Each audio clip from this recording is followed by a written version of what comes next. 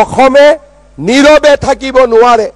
আমি যদি নীৰৱে থাকো এদিন আমি আমাৰ ৰাজ্যখনতে জাতি মাটি ভেটি হেৰুৱাব লাগিব।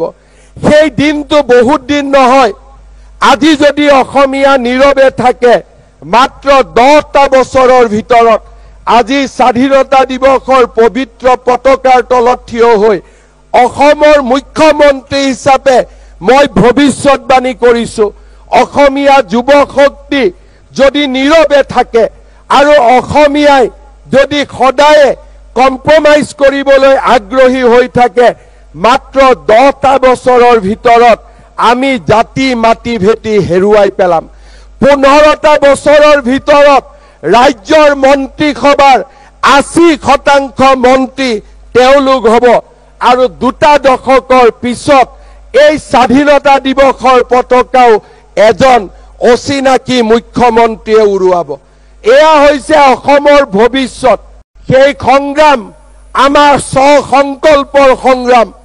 আমি কোনো মাটি অচিনাকি লোকক বিক্ৰী নকৰো, কোনো ঘৰ অচিনাকি লোকক ভাড়া নিদিও আৰু চৰকাৰী মাটিক আমি বেদখল হ'বলৈ নিদিও। মই চৰকাৰৰ বিষয়াসকলক আহ্বান জনাম, ভৱিষ্যতে যদি এটুকুৰা চৰকাৰী মাটিও বেদখল হয় জিলাৰ আয়ুক্তসকলে নিজে সাৱধান হৈ থাকিব লাগিব, চৰকাৰে তেওঁলোকৰ ওপৰত ব্যৱস্থা ল'ব।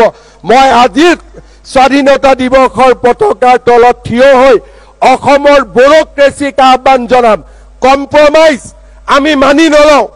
আপোনালোকৰ চকুৰ সন্মুখতে হাজাৰ হাজাৰ বিঘা মাটি যেতিয়া বেদখলকাৰীসকলে দখল কৰি লৈছিল আপোনালোকে নিজৰ দায়িত্ব পালন কৰিবলৈ ব্যৰ্থ হৈছিলে।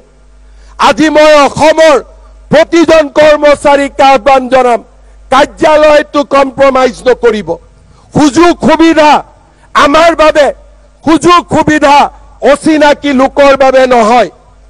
আমি যদি প্ৰতিজ্ঞা কৰো মাটি বিক্ৰী নকৰো, ঘৰ ভাড়া নিদিও, কাৰ্যালয়ৰ সুযোগ আমি অচিনাকি লোকসকলক নিদিও আৰু আমি স্বাৱলম্বিতাক আদৰি লওঁ, 20 বছৰত আহিব পৰা দুৰ্যোগ আমি 40 বছৰলৈ পিছুৱাই দিম আৰু অসমৰ নতুন প্ৰজন্মই 40 বছৰৰ ভিতৰত নতুন ৰাস্তা উলিয়াব।